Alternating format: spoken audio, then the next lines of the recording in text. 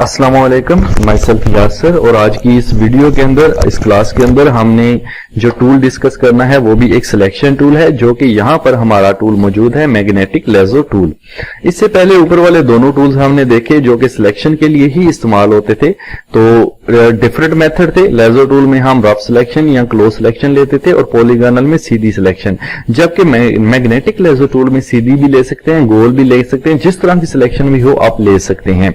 ठीक है, तो इसका एक खास मकसद यह है कि अपने ऑब्जेक्ट के साथ मकनातीस की तरह चिपक जाता है, इसीलिए इसका नाम भी मैग्नेटिक लेजर टूल रखा गया है। नाउ सी, लेट्स सी कि किस तरह से में जो ओपन करते हैं, आप फाइल में जाएंगे और यहां से ओपन करेंगे और यहां से ओपन कर लेते हैं कोई इमेज लाइक दिस, और इमेज को हम जूम कर लेंगे। जब भी आपने सिलेक्शन लेना हो इन टूल्स की मदद से, तो आप लाजमी तौर पर इमेज को जूम कर लिया करें। उसके बाद नेविगेट करने के लिए, यानी ऊपर नीचे मूव करने के लिए आप यहां से ना किया करें, क्योंकि आप जो है यहां से करेंगे टाइम वेस्ट होगा और यहां से सिलेक्शन भी खराब होगी।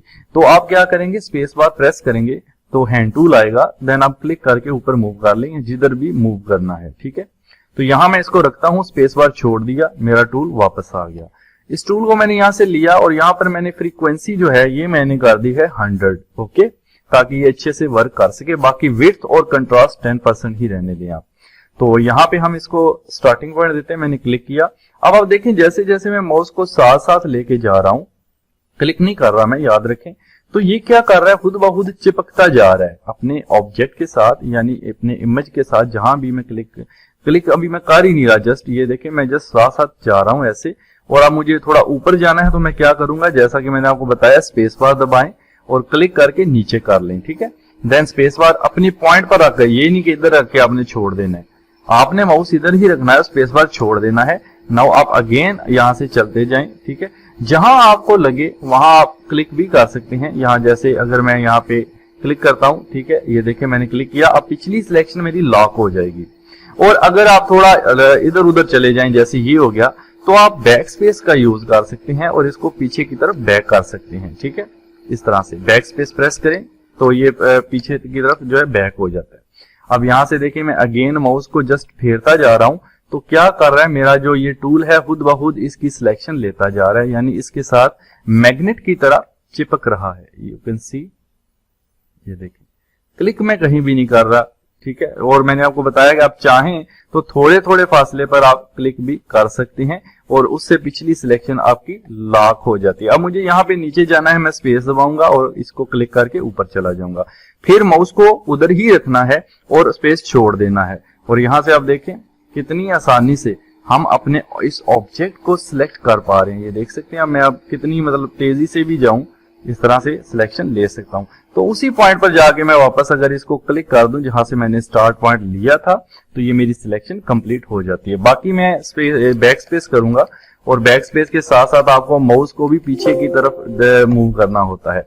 नाउ मेरी सिलेक्शन फाइनल हो चुकी है। जूम जरा कम करके आपको दिखा देता हूं, ये देखें। ठीक है, मेरा ऑब्जेक्ट जो है वो टोटली सिलेक्ट हो चुका है। अब मैं चाहे तो इसको कॉपी कर लूं, यहां से मैं एडिट पे जाके कॉपी कर सकता हूं और एक नई फाइल लेकर के, जैसे न्यू फाइल लेना है मुझे, और यहां पर क्लिक किया और इसमें अगर मुझे ग्रीन कलर, रेड कलर, जो भी या ब्लू इस तरह का फिल करना है वो फिल कर सकता हूं और इसके ऊपर मैं अपने ऑब्जेक्ट को एडिट पर जाकर पेस्ट कर सकता हूं। यू कैन सी कि मेरा ऑब्जेक्ट यहां पर आ चुका है और आप देख सकते हैं।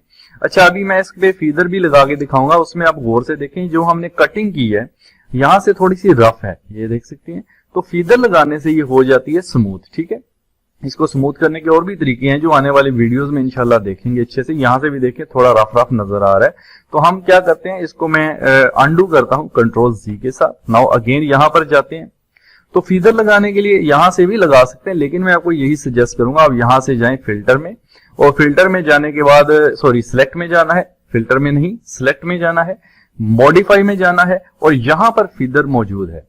शिफ्ट प्लस F6 इसका शॉर्टकट है, आप वो भी क्लिक कर सकते हैं। क्लिक करें और यहां पर इसकी वैल्यू आप जस्ट पहले तो हम 15 करके देखते हैं 15 पिक्सल्स के अंदर। ठीक है, ओके।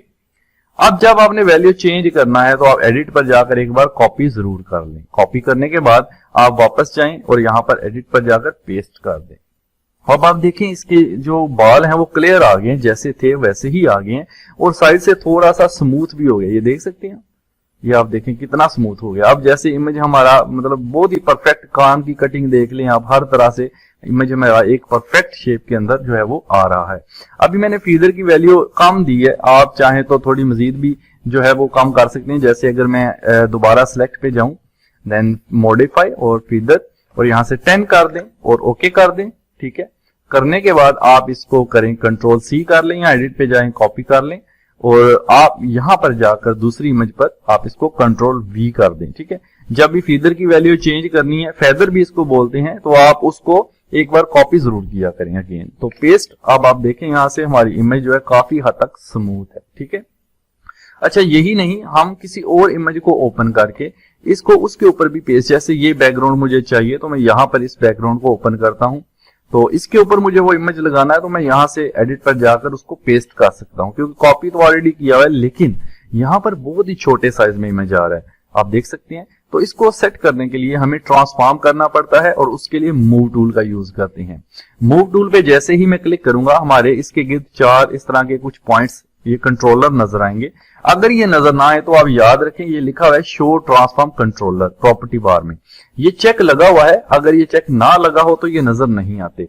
फिर हम जस्ट इसको मूव तो कर सकते हैं लेकिन छोटा बड़ा नहीं कर सकते, तो आप इसको लगा दें चेक को, और उसको फिर आप ऐसे जो है वो ट्रांसफॉर्म कर लें। अगर आप शिफ्ट दबा के रखें और इसको ट्रांसफॉर्म करें तो ज्यादा बेहतर रहेगा, क्योंकि प्रोपोर्शनली तौर पर वो ट्रांसफॉर्म करेगा।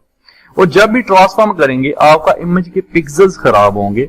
देन आप ट्रांसफॉर्म मुकम्मल करने के बाद एक काम करें, जस्ट इंटर की प्रेस कर दें। ठीक है, तो देखिए मैंने जैसे ही अपना इंटर की प्रेस किया तो मेरी इमेज जो है वो काफी ज्यादा स्मूथ और साफ हो गई है। अब मैं इसको उठाकर यहां रखता हूं।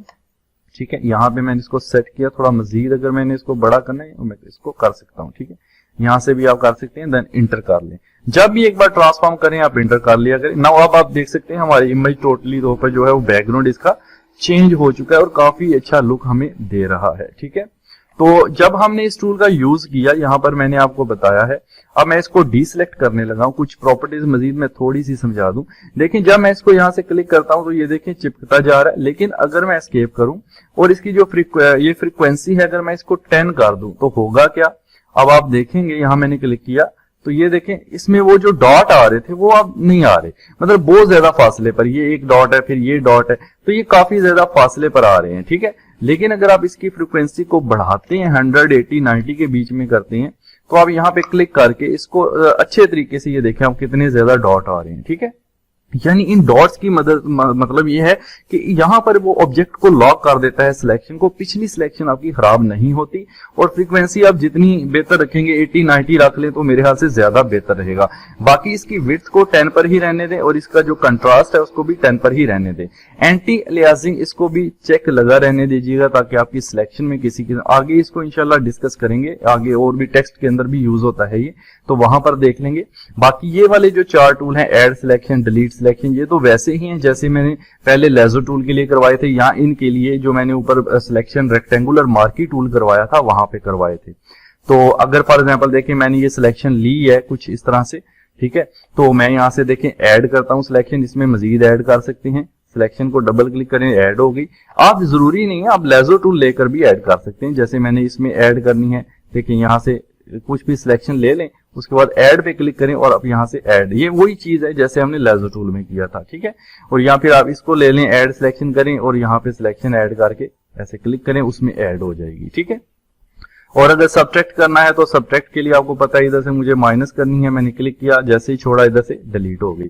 तो ये सारे वो ऑप्शंस हैं। अब इसके अंदर भी आप लेजर टूल यूज कर सकते हैं। जैसे लेजर टूल लिया और मुझे ऐड पे क्लिक करना है, ऐड पे क्लिक किया और यहाँ से ऐड किया तो ये देखें यहाँ पे ऐड हो गई, यहाँ पे ऐड किया, यहाँ पे ऐड हो गई। ठीक है, तो ये सारे टूल्स मैं पहले भी करवा चुका हूँ। मेन चीज वो है जो मैंने अभी आपको बताई है, तो आप मैग्नेटिक लेजर टूल से ये काम बआसानी कर सकते हैं। चलें एक और इमेज के ऊपर इसी टूल को ट्राई करते हैं। ओपन किया हुआ है, इसको जूम करेंगे।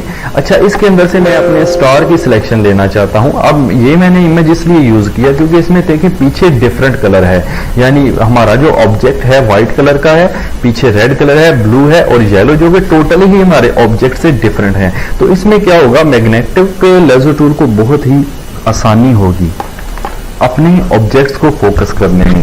तो लेट्स सी, यहाँ पे देखें जूम लाजमी कर लिया करें। यहाँ से मैं स्टार्ट ले रहा हूँ क्लिक, और मैं जस्ट माउस को इधर लेके जाता हूँ डायरेक्ट यहाँ, ये देखें कितनी आसानी से उसने अपने ऑब्जेक्ट को चिपक गया है, उसको फोकस कर लिया। नाउ क्लिक करें।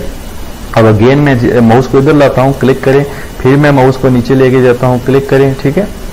इस तरह से तो कलर्स अगर इस तरह से वाजिया होंगे, ठीक है, तो आसानी से ये अपने ऑब्जेक्ट्स को फोकस कर लेता है, ठीक है। ये देखिए आप यहाँ से क्लिक किया, नाउ यहाँ क्लिक किया, और यहाँ से जब मैं स्टार्ट पॉइंट लिया था उधर ही क्लिक करके एंड पॉइंट कर दिया। नाउ ये हमारा ऑब्जेक्ट हो गया सिलेक्ट। नाउ आप इसमें फिलिंग कर सकते हैं, कलर फिल कर सकते हैं, या फिर इसको कॉपी करके यहाँ से सेम उसी तरह से किसी और इमेज के ऊपर जाकर आप इसको पेस्ट भी कर सकते हैं। लाइक आप यहाँ पर चले जाते हैं और यहाँ पर मैं इसको पेस्ट कर देता हूँ। नाउ कंट्रोल वी, ये देखिए छोटा सा है, तो मूव करें, मूव टूल से आपके ट्रांसफॉर्म कंट्रोल आएंगे, उसके बाद ही आप इसको ट्रांसफॉर्म कर पाएंगे। जब भी ट्रांसफॉर्म करते हैं हमारा ऑब्जेक्ट थोड़ा सा फटना शुरू हो जाता है पिक्सल्स में, तो आपने इंटर की प्रेस कर देनी है, तो ये देखें बिल्कुल ठीक हो गया है। तो यहाँ पर मैंने इसको रख लिया है, ठीक है। और अगर मैं इसमें कोई कलर फिल करना चाहता हूँ तो असल में ये है कि मेरी लेयर दूसरी है। कलर फिल करना है तो आपको यहाँ पर ही इसके अंदर कलर फिल करना होगा, फिर इसको उधर लेके जाएंगे। तो यहाँ पर मैं करूँगा ऑल्ट बैक स्पेस, तो आप इसके अंदर कलर फिल कर सकते हैं। यहाँ फिर ग्रीन फिल करना है ये वाला, तो कंट्रोल बैक स्पेस कर लें, यहाँ से फिल करके कॉपी करके वहां ले जाएं तो इजी रहेंगे। यहाँ पर मैंने फिल किया तो उसने पिछली लेयर के ऊपर जो है वो अपना कलर फिल कर दिया है। ओके, तो यहां से मैं इसको करता हूं कंट्रोल सी के साथ कॉपी। तो आप एक न्यू फाइल ले लें कंट्रोल एन के साथ और ओके कर दें, और कंट्रोल वी के साथ पेस्ट। तो ये आप देख सकते हैं यहाँ पे हमारा ऑब्जेक्ट आ चुका है। बाकी ट्रांसफॉर्म आप इसको वैसे कर सकते हैं जैसे करते हैं। तो मैग्नेटिक लेजर टूल का यूज आपने देखा कि किस तरह से हम इसको यूज करते हैं। एक बार फिर मैं आपको यहाँ पे थोड़ा जूम करके बताऊं, चूंकि कलर्स डिफरेंट है। मैं यहाँ क्लिक करता हूँ और जल्दी से माउस को नीचे लाता हूँ, देखें ये खुद ब खुद चिपक गया। क्लिक किया, जल्दी से इधर गए, ये खुद ब खुद चिपक गया, ठीक है। फिर नीचे आए, फिर इस तरफ गए, तो इस तरह से ये अपने ऑब्जेक्ट्स को जल्दी से चिपक जाता है, फोकस कर लेता है। आप इसकी मदद से अपने ऑब्जेक्ट्स की कटिंग शटिंग जो है वो आसानी से कर सकते हैं, ठीक है, चाहे वो कोई इमेज है, चाहे वो कोई ऑब्जेक्ट है। तो नेक्स्ट वीडियो में इंशाल्लाह हम मैजिक वैंड के बारे में और magic wand tool and quick selection के बारे में पहले बात करेंगे। बहुत ही इंपॉर्टेंट टूल है, तो वो भी आपने देखना है किस तरह से सिलेक्शन करेगा। तो अगर ये वीडियो अच्छी लगती है तो लाइक जरूर कर दें, चैनल पर नए हैं तो सब्सक्राइब कर लें। Thank you so much.